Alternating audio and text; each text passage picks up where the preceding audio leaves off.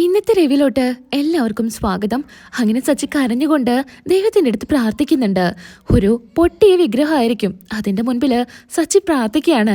എൻ്റെ അച്ഛനെ രക്ഷപ്പെടുത്താൻ എനിക്ക് ഒരു മാർഗവുമില്ല, ഞാനിനി എന്താ ചെയ്യേണ്ടതെന്നും പറഞ്ഞ് സച്ചി പൊട്ടിക്കരയാണ്. അപ്പോഴായിരിക്കും സച്ചിക്ക് ഒരു കോള് വരുന്നത്. കോൾ എടുക്കുന്ന സമയത്ത് വർക്ക്ഷോപ്പിൽ നിന്നായിരിക്കും. സച്ചി, നിന്റെ കാർ റെഡിയായിട്ടുണ്ട്, നീ വേഗം വന്ന് എടുത്തോ. എടാ, എനിക്കിപ്പോൾ കാർ എടുക്കാൻ വരാൻ പറ്റില്ല, ഞാനിന്ന് വരുന്നില്ല. നീ ദിവസവും വിളിച്ച് ചോദിക്കാറുള്ളതല്ലേ കാർ റെഡിയായോ എന്ന്. ഇപ്പൊ റെഡിയായിപ്പോ നീ എന്താ വരാത്തെ? ഞാൻ കുറച്ച് പ്രശ്നത്തിൽ പെട്ട് കിടക്കുക. എന്തായാലും ഇപ്പൊ ഞാൻ വരുന്നില്ല. ഇന്നൊരാള് വന്നപ്പോ നിന്റെ കാറ് കൊടുക്കുന്നുണ്ടോന്ന് ചോദിച്ചു. 4 ലക്ഷത്തിനാ ചോദിച്ചത്. ഇപ്പൊ നിന്റെ കാറ് കണ്ടാലേ പുതിയ കാറ് പോലെ തന്നെയുണ്ട്. എന്തായാലും നീ വേഗം വാ, എന്നിട്ട് കാർ എടുത്തോണ്ട് പൊക്കോ. എടാ, ആരാ കാറ് ചോദിച്ചത്? അത് നീ അറിയുന്ന ആളൊന്നുമല്ല, വർക്ക്ഷോപ്പിലോട്ട് വരുന്ന ആളാ. അല്ല, എത്ര രൂപയ്ക്കാ ചോദിച്ചത്? 4 ലക്ഷത്തിന്. നീ അതിന് നിന്റെ കാറ് കൊടുക്കില്ലല്ലോ, പിന്നെന്താ? എടാ, എനിക്ക് കുറച്ച് അത്യാവശ്യമുണ്ട്, അതുകൊണ്ട് അയാളെ വിളിച്ച് നീ വേഗം പറ, എനിക്ക് കാറ് കൊടുക്കാൻ താല്പര്യമുണ്ടെന്ന്. എടാ സച്ചി, ഈ കാറിന് 4 ലക്ഷമൊന്നും അല്ല കിട്ടുക. പിന്നെ ഇത് പോയി കഴിഞ്ഞാൽ ഇതുപോലൊരു കാറ് നിനക്ക് 4 ലക്ഷത്തിന് വാങ്ങിക്കാൻ കിട്ടുമോ? വേണ്ട സച്ചി. എടാ, അതൊന്നും പറഞ്ഞിട്ട് കാര്യമില്ല. ഈ സമയത്ത് എനിക്ക് ഇത് ചെയ്തേ പറ്റൂ. അങ്ങനെ സച്ചി വേഗം വർക്ക്ഷോപ്പിലോട്ട് പോകുന്നുണ്ട്. അവിടെ ചെല്ലുമ്പോഴും അയാൾ പറയുന്നുണ്ട്, എടാ നീ കൊടുക്കണ്ടടാ, ഈ കാറ് കൊടുത്തിട്ടുണ്ടെങ്കിൽ നിനക്ക് നഷ്ടാ. ഇതിൽ നല്ല തുക ഈ കാറിന് കിട്ടും. എടാ, എൻ്റെ അച്ഛൻ ഹോസ്പിറ്റലാ, എൻ്റെ അച്ഛനെ രക്ഷിക്കണമെങ്കിൽ എനിക്ക് 4 ലക്ഷം രൂപ വേണം. കാശിനായിട്ട് ഞാൻ ഒരുപാട് സ്ഥലത്ത് പോയി, എവിടുന്നും എനിക്ക് കാശ് കിട്ടിയില്ല. അപ്പോഴാ നീ വിളിച്ചത്. എന്തായാലും ഞാൻ കാറ് കൊടുക്കാം. അങ്ങനെ കാറ് വാങ്ങിക്കാൻ വരുന്ന ആള് വരികയാണ്. അങ്ങനെ സച്ചി പറയുന്നുണ്ട്, ഈ കാറ് ഞാൻ കൊടുക്കുന്നത് എൻ്റെ അച്ഛന് വേണ്ടിയിട്ടാ. അച്ഛന് പെട്ടെന്ന് തന്നെ ഒരു ഓപ്പറേഷൻ വേണം. 4 ലക്ഷം രൂപ കിട്ടിയില്ലെങ്കിൽ എൻ്റെ അച്ഛൻ്റെ ജീവൻ നഷ്ടപ്പെടും. അതുകൊണ്ടാ ഞാനിപ്പോ ഈ കാറ് വിൽക്കുന്നേ. ഇതാ, ഈ പൈസ വേഗം കൊണ്ടുപോയി നീ ഹോസ്പിറ്റലിൽ അടയ്ക്കെന്നും പറഞ്ഞ് പൈസ കൊടുക്കുകയാണ്. സച്ചി എങ്ങനെ ആ പൈസ വാങ്ങിക്കുകയാണ്. എന്നിട്ട് കരഞ്ഞുകൊണ്ട് പറയുന്നുണ്ട്, ഒരുപാട് നന്ദിയുണ്ട്. എൻ്റെ അടുത്ത് നന്ദി പറയേണ്ട ആവശ്യമൊന്നുമില്ല. ഞാൻ എൻ്റെ ആവശ്യത്തിനാണ് ഈ കാറ് വാങ്ങിക്കുന്നത്, നിങ്ങളുടെ ആവശ്യത്തിനാ ഈ കാറ് കൊടുക്കുന്നത്. അത്ര ചിന്തിച്ചാൽ മതി. നിങ്ങൾ ആരാണെന്നൊന്നും എനിക്കറിയില്ല, എന്നാൽ ഈ സമയത്ത് നിങ്ങളെ ഞാൻ ദൈവത്തെ പോലെ കാണുന്നത്. എന്തായാലും ഞാൻ പെട്ടെന്ന് തന്നെ ഇതിൻ്റെ പേപ്പേഴ്സൊക്കെ കൊടുന്നുതരാം. അതൊക്കെ പിന്നീടുള്ള കാര്യമല്ലേ.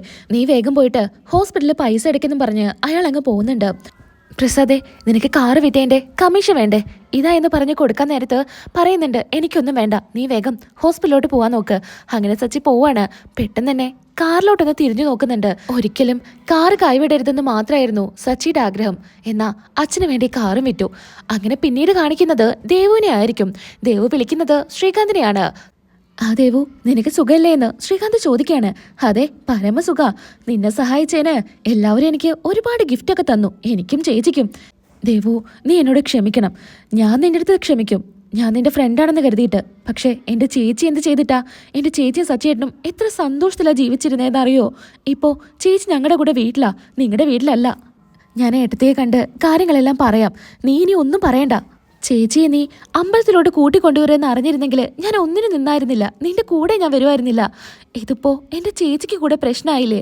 നിന്റെ അച്ഛൻ്റെ അവസ്ഥ ഇപ്പം എന്താണെന്ന് നിനക്കറിയോ? അച്ഛനെന്താ പറ്റിയേ? അച്ഛനെന്താ എന്താ ദേവു? അച്ഛനെ അറ്റാക്ക് വന്ന് ഇപ്പോൾ ഹോസ്പിറ്റലാ, ഐസിയുല്ല നിന്റെ അച്ഛൻ. നിനക്ക് ഇത്തിരിയെങ്കിലും നിന്റെ അച്ഛനോട് സ്നേഹമുണ്ടെങ്കിൽ നീ വന്ന് നിന്റെ അച്ഛനെ കാണ്. ഇത് പറയുന്ന സമയത്ത് രേവതിയും അമ്മയും വരുന്നുണ്ടായിരിക്കും. എന്തായാലും ഞാൻ വെക്കുകയാണെന്നും പറഞ്ഞ് ദേവ് ഫോൺ കട്ട് ചെയ്യാണ്. അങ്ങനെ രേവതി ചോദിക്കുന്നുണ്ട്, എന്തിനാ നീ ഇപ്പോൾ ശ്രീകാന്തിനെ വിളിച്ച് കാര്യങ്ങളെല്ലാം പറഞ്ഞത്? അവനും അറിയണ്ടേ, അവരുടെ മകൻ തന്നെയല്ലേ അവനും അറിയട്ടെ എന്ന് കരുതിയിട്ടാ ഞാൻ അവൻ്റെ അടുത്ത് പറഞ്ഞത്. എന്താ, എനിക്ക് പറയാൻ അറിയാത്ത കാരണമാണോ ഞാൻ പറയാതിരിക്കുന്നത്? എൻ്റെ ദേവു, ഇപ്പോൾ ശ്രീകാന്ത് ഇവിടെ വന്നിട്ടുണ്ടെങ്കിൽ സച്ചിയേട്ടൻ എങ്ങനെ പ്രതികരിക്കുക എന്ന് പറയാൻ പറ്റില്ല, വലിയ പ്രശ്നമാവും. അതുകൊണ്ടാണ് ഞാൻ ശ്രീകാന്തിൻ്റെ അടുത്ത് കാര്യങ്ങളൊന്നും പറയാത്തത്. ഇപ്പോഴും നീ ഒന്നും ആലോചിക്കാതെയാ എല്ലാ കാര്യങ്ങളും ചെയ്യുന്നത്. ഇനി എന്നാ ദേവു നീ ഇതൊക്കെ പഠിക്കുക. എന്തായാലും നിങ്ങൾ വീട്ടിലോട്ട് പൊക്കോ. ഞാനീ പൂജിച്ച ചരട് അച്ഛൻ്റെ കൈ കെട്ടിക്കൊടുക്കാൻ വേണ്ടി പോവാ. ഇത് കെട്ടിക്കഴിഞ്ഞാൽ അച്ഛൻ്റെ എല്ലാ അസുഖം മാറുമെന്നല്ലേ പറഞ്ഞത്? മോളെ, ഞങ്ങളും കൂടെ വരാം. വേണ്ട, ഞാൻ തന്നെ പോയാൽ എന്താ നടക്കാൻ പോകുന്നതെന്ന് എനിക്കറിയില്ല. നിങ്ങൾ എന്തായാലും വീട്ടിലോട്ട് പൊക്കോ. അങ്ങനെ രേവതി ഹോസ്പിറ്റലിലോട്ട് പോവാണ്. അങ്ങനെ ശ്രുതിയാണെങ്കിൽ അച്ഛനെ വിളിച്ചോണ്ടേ ഇരിക്കുകയായിരിക്കും. അഭിനയമായിരിക്കും. അച്ഛനെ വിളിക്കാൻ വേണ്ടി ചന്ദ്ര പറഞ്ഞതാണ് പൈസയുടെ ആവശ്യത്തിന്. എന്തായി ശ്രുതി, അച്ഛനെ വിളിച്ചിട്ട് കിട്ടിയോ? ഇല്ല ആൻറ്റി, കിട്ടിയിട്ടില്ല. ഈ സമയത്തായിരിക്കും ഡോക്ടർ വരുന്നത്. എന്തായി, നിങ്ങൾ ഇതുവരെ പൈസ അടച്ചില്ലേ? നിങ്ങൾക്കെന്താ ഒരു ഉത്തരവാദിത്വം ഇല്ലാത്തത്? ഇങ്ങനെ പോയി കഴിഞ്ഞിട്ടുണ്ടെങ്കിൽ വീണ്ടും ഒരു അറ്റാക്ക് വരാനുള്ള ചാൻസ് ഉണ്ട്. എത്രയും പെട്ടെന്ന് ഓപ്പറേഷൻ നടത്തണമെന്ന് ഞാൻ പറഞ്ഞതല്ലേ?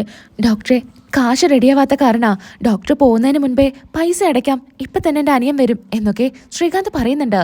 അങ്ങനെ ഡോക്ടർ അവിടെ നിന്ന് പോവാണ്. പിന്നീടായിട്ട് കാണിക്കുന്നത് സച്ചി വരുന്നതായിരിക്കും. സച്ചിയോട് വേഗം പോയി ചോദിക്കുന്നുണ്ട് ചന്ദ്ര, എന്തായടാ പൈസ കിട്ടിയോ, രേവതിയെ കണ്ടോ എന്നൊക്കെ. രേവതിയെ ഞാൻ ഒരുപാട് സ്ഥലത്ത് അന്വേഷിച്ചു, അവളെ ഞാൻ കണ്ടില്ല. അവളെ ആധാരം കൊണ്ട് മുങ്ങിയോടാ. അവൾ എങ്ങോട്ടാ പോയത്? ഡോക്ടർ ഇപ്പൊ കൂടെ പറഞ്ഞേ ഉള്ളൂ, പെട്ടെന്ന് ഓപ്പറേഷൻ ചെയ്തില്ലെങ്കിൽ അച്ഛൻ്റെ ജീവൻ വരെ നഷ്ടപ്പെടുമെന്ന്. എന്താ സച്ചി, ഇനി എന്താ നമ്മൾ ചെയ്യാ? അമ്മ വിഷമിക്കാതിരിക്കുക, പൈസ റെഡി ആയിട്ടുണ്ട്. എവിടുന്നാടാ ഇത്ര വലിയ തുക കിട്ടിയത്? അത് ഞാൻ എൻ്റെ കാറ് വിറ്റു. കാറ് വിൽക്കേ എന്നും പറഞ്ഞ് ചന്ദ്ര ഇങ്ങനെ സങ്കടത്തോടു കൂടി നിൽക്കാണ്. അങ്ങനെ ശ്രുതി ചോദിക്കുന്നുണ്ട്, എന്താടാ നീ കാറ് വിറ്റോ? നീ വാടകക്കാരല്ല ഓടിക്കുന്നത്, പിന്നെ എങ്ങനെയാ? അത് എൻ്റെ കാറ് വർക്ക്ഷോപ്പിൽ റെഡിയാണെന്ന് പറഞ്ഞ് വിളിച്ചു. അവിടെ വെച്ചിട്ട് തന്നെ ഞാൻ കച്ചവടാക്കി 4 ലക്ഷം രൂപയ്ക്ക്. എന്നാൽ അശോകനങ്ങൾ ചോദിക്കുന്നുണ്ട്, സച്ചി 4 ലക്ഷത്തിന് മുകളിൽ ആ വണ്ടിക്ക് കിട്ടില്ലേ? എന്നിട്ട് നീ എന്തിനാ ഇങ്ങനെ കൊടുത്തത്? അതിനുള്ള സമയമൊന്നുമില്ലല്ലോ, അതുകൊണ്ടാ ഞാൻ പെട്ടെന്ന് തന്നെ കാറ് വിറ്റത് എന്നാ ശ്രുതി പറയുന്നുണ്ട്. എടാ, ഓപ്പറേഷനുള്ള പൈസയല്ലേ ഇപ്പം ആയിട്ടുള്ളൂ, ഇനിയും 2-3 ലക്ഷം രൂപ വേണ്ടി വരും. 3 ലക്ഷം രൂപയോ? ഇനിയും 3 ലക്ഷം വേണോ? അത് ഇപ്പം നമ്മൾ ഓപ്പറേഷൻ്റെ പൈസയല്ലേ 4 ലക്ഷം അടയ്ക്കുന്നത്. ഇനി മരുന്നും ഡിസ്ചാർജ് ആവുന്ന സമയത്ത് കുറച്ച് ബില്ലൊക്കെ ഉണ്ടായിരിക്കും, അതെല്ലാം കൂട്ടി ഒരു 3 ലക്ഷം കൂടെ ആവശ്യം വരും. ഇതന്നെ ഞാൻ എങ്ങനെ ഉണ്ടാക്കിയെന്ന് അറിയോ? ഇനി ഞാൻ ബാക്കി പൈസ എവിടെ പോയി അന്വേഷിക്കാനാ എന്നൊക്കെ പറഞ്ഞ് സച്ചി തളർന്നിരിക്കുകയായിരിക്കും. എന്നാൽ ചന്ദ്ര സച്ചിയെ നോക്കി കണ്ണെല്ലാം തുടച്ച് ചന്ദ്രയുടെ കയ്യിലും കഴുത്തിലും കാതിലൊക്കെ ഉള്ള സ്വർണ്ണങ്ങളെല്ലാം ഊരുകയാണ്. ഇത് കണ്ട് സച്ചി എഴുന്നേറ്റ് നിൽക്കുന്നുണ്ട്. അങ്ങനെ താലി മാത്രം ഊരി ശ്രുതിയുടെ കയ്യിൽ കൊടുക്കുന്നുണ്ട്. അതിനുശേഷം സ്വർണ്ണം എല്ലാം സച്ചിക്ക് കൊടുക്കുകയാണ്. സച്ചി, നീ ഇത് വാങ്ങിക്ക്, ഇതെനിക്ക് അച്ഛൻ വാങ്ങിച്ചെന്ന സ്വർണ്ണ. ഈ സമയത്ത് ഇത് അച്ഛന് ഉപകാരപ്പെട്ടില്ലെങ്കിൽ പിന്നെ എപ്പോൾ ഉപകാരപ്പെടാനാ? നീ ഇത് കൊണ്ടുപോയിട്ട് വിൽക്കേ, പണയം വെക്കേ, എന്ത് വേണേ ചെയ്യ്, എന്നിട്ട് പൈസ വാങ്ങിച്ചു വാ. ഇനി നീ ആരുടെ മുൻപിലും കൈ നീട്ടണ്ട, പൈസയ്ക്കായിട്ട് എവിടെയും അലയണ്ട. എന്നാ സച്ചി കരയുന്നുണ്ടായിരിക്കും ഇതൊക്കെ കാണുന്ന സമയത്ത്. എന്നാൽ ശ്രുതിയുടെ കയ്യിലുള്ള വളയൊക്കെ ഊരി സച്ചിക്ക് കൊടുക്കാൻ നിൽക്കുകയാണ്. ഈ സമയത്ത് സച്ചി പറയുന്നുണ്ട്, വേണ്ട, ഇത് തന്നെ മതിയാവും എന്നും പറഞ്ഞ് സച്ചി പെട്ടെന്ന് തന്നെ വിൽക്കാനായിട്ട് പോവാണ്. ഇവിടെ വെച്ച് എപ്പിസോഡ് അവസാനിക്കുകയാണ് കേട്ടോ. പക്ഷേ ഇതിൻ്റെ ഇടയിൽ ഞാനൊരു ഭാഗം വിട്ടുപോയി. അച്ഛന് വയ്യ എന്നറിഞ്ഞ് പെട്ടെന്ന് തന്നെ ശ്രീകാന്ത് അച്ഛനെ കാണാനായിട്ട് വരുന്നത്. ചാവി തരയുന്ന സമയത്ത് ചാവി കാണുന്നുണ്ടായിരിക്കില്ല. വർഷ വന്ന് ചാവി എടുത്തു കൊടുക്കുന്നുണ്ട്. എന്താ കാര്യം എന്ന് ചോദിക്കുമ്പോൾ പറയുന്നുണ്ട്, അച്ഛന് അറ്റാക്ക് വന്ന് ഹോസ്പിറ്റലാണ്, ഞാൻ പോയി കാണട്ടെ എന്ന്. ഞാനും കൂടെ വരാം. ഞാൻ പോയാൽ തന്നെ എങ്ങനെയാ പ്രതികരിക്കാന്ന് അറിയില്ല, നീ വരണ്ട. ഹോസ്പിറ്റലില് പൈസയുടെ ആവശ്യം ഉണ്ടായിരിക്കില്ലേ? ഞാൻ നിന്റെ അക്കൗണ്ടിലോട്ട് 2 ലക്ഷം രൂപ അയച്ചിട്ടുണ്ട്. ഇനി വല്ല ആവശ്യം ഉണ്ടെങ്കിൽ നീ പറയണം എന്ന് ശ്രീകാന്തിൻ്റെ അടുത്ത് പറയാണ്. എന്നാൽ ശ്രീകാന്ത് വർഷയെ ഇങ്ങനെ ചേർത്ത് പിടിക്കുന്നുണ്ട്. എന്നാൽ ശരിയെന്നും പറഞ്ഞ് ശ്രീകാന്ത് അങ്ങ് പോവാണ്. ഇന്നത്തെ എപ്പിസോഡിൽ ഇതൊക്കെയാണ് നടക്കുന്നത്. നാളത്തെ എപ്പിസോഡായിട്ട് നമുക്ക് വീണ്ടും കാണാം. അതുവരയ്ക്കും എല്ലാവർക്കും ടാറ്റാ.